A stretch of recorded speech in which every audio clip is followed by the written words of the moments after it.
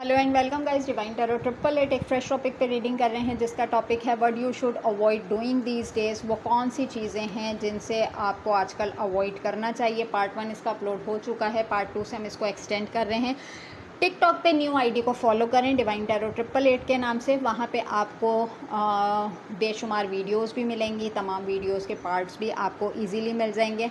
YouTube पे भी like करें, शेयर करें, सब्सक्राइब करें ताकि हम मोटिवेटेड हो सकें। ओके जी, पार्ट 2 है ये, what you should avoid doing these days. मैं तो 1 मिनट से भी कम का इंट्रो देती हूँ, लेकिन मेरे व्यूवर्स को फिर भी क्यों ऐसा लगता है कि मेरा इंट्रो बहुत लंबा हो जाता है। डिफरेंट प्लेटफॉर्म्स पे अपने व्यूवर्स के लिए ही मैं काम करती हूँ। टिकटॉक हो गया, यूट्यूब हो गया, अभी टिकटॉक की न्यू आईडी भी मैंने बनाई है, उस पर पोस्टिंग करना शुरू की है ताकि जहाँ पे जो चीज़ मेरे लिए, मेरे व्यूवर्स के लिए इजी हो, मैं उन्हें कन्वे कर सकूँ। ओके जी, सोशल लाइफ से देखते हैं। Bad health number 31, number 15 lovers, number 24 thief. अच्छा जी, नेक्स्ट वन पे है journey, number 30 judication and number 5 mature man. अच्छा, मैं अगर यहाँ पर बात करती हूँ, किसी भी अगर सफ़र का इरादा है आपका तो सबसे पहले अपनी हेल्थ को ज़रूर प्रायोरिटाइज़ कीजिएगा। अगर तो आपकी हेल्थ आपको इजाज़त नहीं देती है कि आपकी कंडीशन अभी इस वक्त ऐसी नहीं है कि आप एक ट्रैवल कर सकें, एक लैंदी ट्रैवल कर सकें, तो उस चीज़ से अवॉइड कीजिएगा। ठीक है, अपनी कीमती चीज़ों का बहुत ज़्यादा ख्याल रखिएगा। लेट नाइट बाहर निकलने से गुरेज करें। अगर अपने काम के सिनेरियोज़ में जाते भी हैं तो कोशिश करें कि आपकी कीमती अशिया जैसे कि आपके आईडी कार्ड्स हो गए, आपके एटीएम कार्ड हो गए, credit card, debit card, mobile phones या आपकी डॉक्यूमेंटेशन या गोल्ड हो आपके पास, तो कोशिश करें कि आप उसको बहुत सेफ़ करके जाएं। यानी कि घर से बाहर निकलने से पहले इन चीज़ों के इस्तेमाल से गुरेज करें। दूसरी चीज़ ये है, कुछ जुडिकेशन के मामलात से रिसेंटली आप गुज़रे हैं या आने वाले टाइम पीरियड में गुज़रेंगे, कहीं पे आपकी हेयरिंग हो सकती है। तो चीज़ों के कंप्लीशन पे जाने से पहले ये ज़रूर सोच लीजिएगा कि इन चीज़ों के पीछे आपका बहुत लंबा सफ़र है। ठीक है, अगर किसी मामले में स्टक हैं तो ख़ुद से फ़ैसला करने से बेहतर है किसी मैच्योर मैन से, किसी समझदार बंदे से, किसी समझदार बंदी से एडवाइस लेके काम करें। हेल्थ पे किसी किस्म का कॉम्प्रोमाइज़ नहीं करना है। कुछ टाइम से आप अपनी हेल्थ को अवॉइड करते हुए नज़र आ रहे हैं। हेल्थ पे आपका भरपूर फोकस होना चाहिए, भले वो मेजर थिंग हो या माइनर थिंग हो। आपने किसी भी चीज़ को मामूली नहीं लेना है। सबसे पहले आपकी प्रायोरिटी आपकी हेल्थ होनी चाहिए। ठीक है, बाकी यह है कि यहाँ पे लवर्स का भी कार्ड है। हो सकता है आपके पार्टनर के साथ कोई हेल्थ इश्यूज़ हो सकते हैं और आप कोई अच्छी एडवाइस, आप उसको मेडिकेशन की तरफ लेके जाते हुए नज़र आ रहे हैं, आप उसको सर्विस प्रोवाइड करते हुए नज़र आ रहे हैं। बाकी ये है कि ट्रैवल भी यहाँ पर नज़र आ रहा है। ट्रैवलिंग इस टाइम ड्यूरेशन में ज़्यादा रहेगी, लेकिन उसमें आपको कहा जा रहा है कि पहले आपने अपने आप को सेफ़ करना है, उसके बाद ट्रैवल की तरफ जाना है। कोशिश करें कि इस टाइम ड्यूरेशन में ट्रैवलिंग से अवॉइड करें। अगर इन केस ट्रैवल पे जाने से पहले आपकी हेल्थ ठीक भी है तो big possibility during the travel आपको किसी किस्म की मेडिकेशन की ज़रूरत पड़ सकती है और आपकी जो हेल्थ है वो ख़राब हो सकती है। ठीक है, सोशल लाइफ से हमें ये नज़र आया। नेक्स्ट पे अब हम लास्ट में चलेंगे टैरो से, what you should avoid doing these days. Part 2, what you should avoid doing these days. Part 2. Okay जी, please divine, please universe, please give me a right predictions for my viewers. इतने सारे cards एक साथ आ गए। Okay जी, one more shuffle, what you should avoid doing these days. What you should avoid doing these days.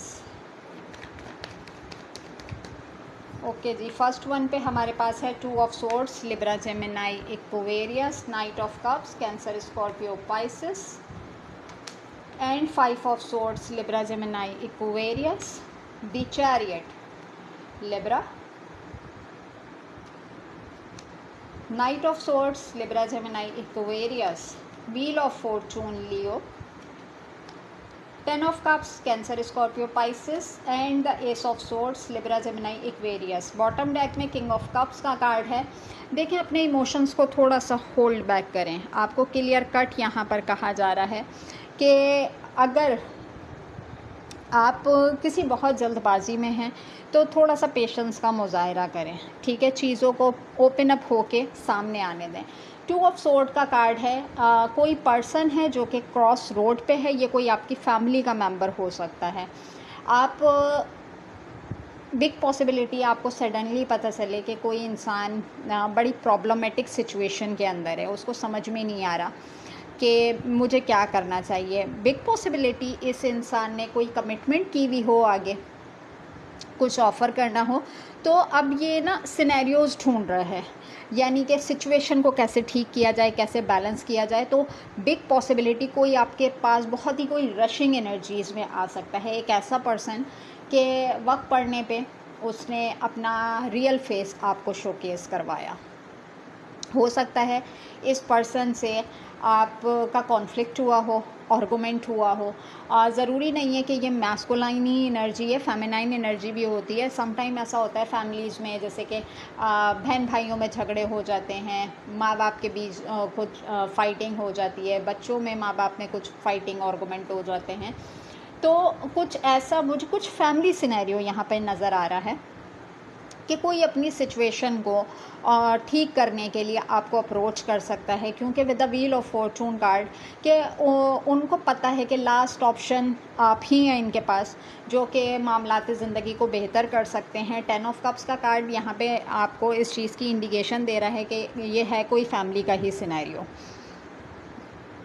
आपसे कहा जा रहा है कि सिचुएशन में बहुत ज़्यादा जजमेंटल ना हो जाए, ठीक है। अगर किसी ने आपके साथ सही किया है वो उसका कर्मा है, गलत किया है तो वो उसका कर्मा है, ठीक है। आप सज़ा और जज़ा के मालिक नहीं हैं, आपने कोई फ़ैसला सादिर नहीं करना। आपको कहा जा रहा है कि इमोशंस को होल्ड बैक करके अपने आप को रिज़र्व कर लें। ना आपको कोई आर्गूमेंट करने की ज़रूरत है, ना आपको अपनी ज़ात से कुछ प्रोवाइड करने की ज़रूरत है। क्यों? क्योंकि with the night of cups card मुझे ऐसा लग रहा है कि आप 1 foot in 1 foot out position में होंगे कि यार एक चांस और देना चाहिए। देखें, अगर तो आप किसी रिश्ते को, कोई भी रिश्ता हो सकता है, लव लाइफ में हो सकता है, फैमिली लाइफ में हो सकता है, अगर आप किसी इंसान को बार बार मौका दे चुके हैं तो आपसे कहा जा रहा है कि रुक जाएं, थम जाएं। जो लोग आपके कैपेबल नहीं हैं, आपको उनके साथ अपनी एनर्जी मैच करने की ज़रूरत नहीं है। कुछ लोग आपकी ज़िंदगी में इन्वॉल्वमेंट ही इसीलिए करते हैं कि वो अपना फ़ायदा निकाल सकें, ठीक है। तो सबसे पहली चीज़ ये है कि अगर मैं पूरी रीडिंग देखूं, पार्ट 1 और पार्ट 2 को मिला के, किसी ऐसी चीज़ को अपनी तरफ नहीं आने दें कि आपके लक फेवर को बदले, लक साइकिल को बदले, आपकी किस्मत में एक नया मोड़ ले आए, ठीक है। तो आपने जजमेंटल नहीं होना। आप एक सर्वाइवल पीरियड से गुज़र चुके हैं, आपने अपनी तरफ से कोई फ़ैसला नहीं सुनाना। आपने क्लैरिटी के साथ सामने वाले को सुनना ज़रूर है, रिएक्ट नहीं करना। रिएक्ट करने से क्या होगा कि जो चीज़ आपके साथ हो चुकी है ना, उसमें आप, जैसे हम कहते हैं, बराबर का हिसाब किताब कर देना, तो वो मामलात हो जाते हैं। लेकिन जब आप खामोशी से सामने वाले को सुनते हैं तब आपको पता चलता है कि फ़लाँ टाइम के ऊपर इसने मुझे इस तरीके से तंग किया था और आज ये इंसान इस सिचुएशन से गुज़र रहा है। डिपेंड ऑन योर सिचुएशन कि आप सामने वाले को कितना सर्व करना चाहते हैं या नहीं चाहते। आपको कहा जा रहा है चीज़ों से अवॉइड करें। ऐसा नहीं कहा जा रहा कि बिल्कुल ही मंज़र से गायब हो जाएं।